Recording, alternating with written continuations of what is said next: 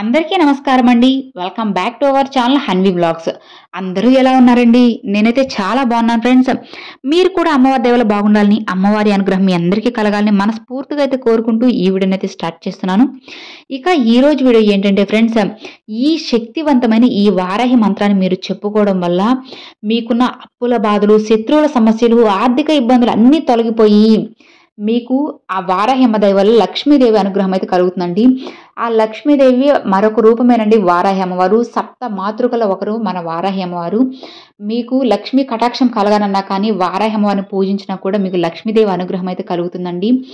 అంతే త్వరగా మీకు అమ్మవారు అయితే వచ్చి ఆ అమ్మవారిని మనం పూజించడం వల్ల మన శత్రువుల సమస్యలు కానీ, భూ సంబంధిత సమస్యలు కానీ, వ్యవసాయానికి సంబంధించిన సమస్యలు కానీ, ఆర్థిక ఇబ్బందులు కానీ, అనారోగ్య సమస్యలు కానీ, ఇలా ఎన్నో సమస్యలు అయితే తొలగిపోతాయండి.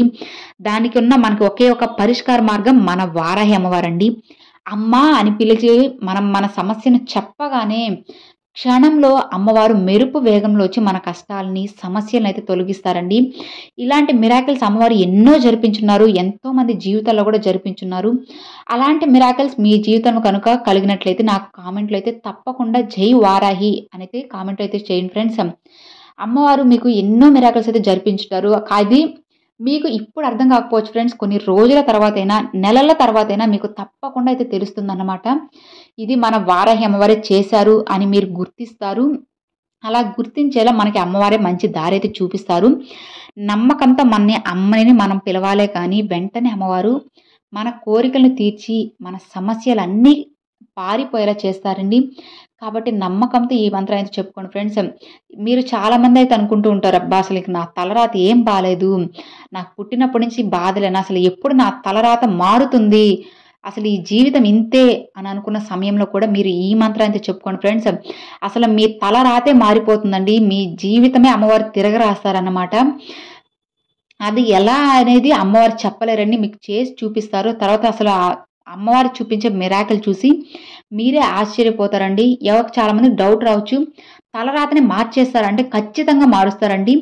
దానికి మనం నమ్మకంతో ఒక్కటే ఉండాలి. నమ్మకం ఉన్నట్లయితే తప్పకుండా అమ్మవారు మన తలరాతని మార్చి మనల్ని మంచి దారిలో నడిపించి మన జీవితము, మన పిల్లల భవిష్యత్తు, మన కుటుంబ సభ్యుల భవిష్యత్తు అంతా అమ్మవారు తీసుకొని అందరూ సుఖ సంతోషాలతో ఆనందంగా ఉండేలాగైతే అమ్మవారు ఆశీర్వదిస్తారండి. మనం అమ్మవారి ఆశీర్వాదం దొరకడం కోసము ఎన్నో పెద్ద పెద్ద పూజలు ఏం చేయనవసరం లేదండి. అమ్మని మనస్ఫూర్తిగా తలుచుకుని అమ్మవారికి ఒక పువ్వు కానీ, ఒక దీపం పెట్టుకున్నా సరిపోతుందండి. మీరు ఇంకేం పెద్ద పెద్ద చేయనవసరం లేదు. ఇక ఇలాంటి మంత్రాలు ఇవన్నీ ఎందుకు అనంటే, మీ సమస్య అనేది అమ్మవారికి చెప్పుకొని ఈ మంత్రాలు చెప్పుకోండి ఫ్రెండ్స్, ఖచ్చితంగా మంచి ఫలితం ఉంటుంది. మరి ఇక ఈ మంత్రం ఏంటంటే ఫ్రెండ్స్, మీరు ఇది ఇంట్లో ఉన్నప్పుడు మీరు ఎప్పుడైనా కూడా చెప్పుకోవచ్చు, కానీ రాత్రి సమయంలో చెప్పుకుంటే మంచి ఫలితం ఉంటుంది.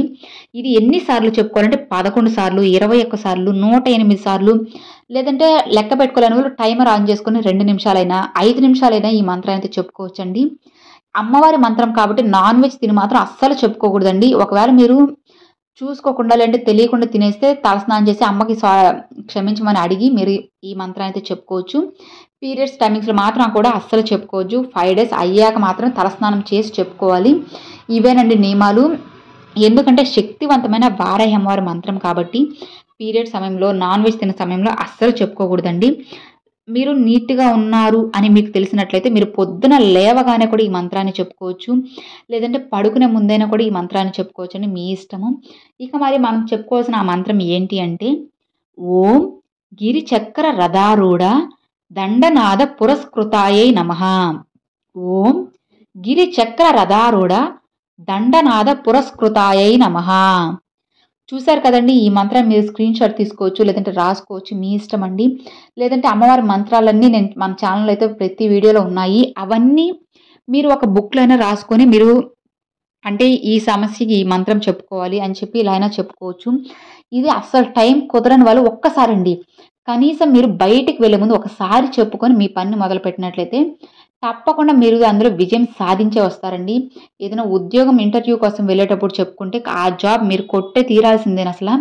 లేదంటే ఏదైనా కోర్టు సమస్యలు కానీ, భూ సంబంధిత సమస్యలు ఏదున్నా కానీ విజయం మీ వైపు ఉన్నట్లయితే, అంటే ఫ్రెండ్స్ న్యాయంగా ఉండాలండి కోరిక అనేది. న్యాయంగా మీరు కోరిక కోరి ఈ మంత్రాన్ని చెప్పుకున్నట్లయితే తప్పకుండా విజయం అనేది మీ సొంతం అవుతుంది. అలా సొంతమయ్యేలా అమ్మవారు అయితే చేస్తారండి. ఇక మరి చూసారు కదండి, ఈ వీడియో మీ అందరికీ నచ్చింది, యూజ్ అవుతుంది అని అనుకుంటున్నాను. నచ్చితే లైక్ చేయండి, మీ ఫ్రెండ్స్ అండ్ ఫ్యామిలీస్కి షేర్ చేయండి. ఫస్ట్గా మన ఛానల్ చూసారు సబ్స్క్రైబ్ చేసి సపోర్ట్ చేయండి ఫ్రెండ్స్. మరొక మంచి వీడియోతో మీ ముందుకైతే వస్తానండి. అంతవరకు సెలవు ఫ్రెండ్స్. Thanks for watching. జై వారాహి.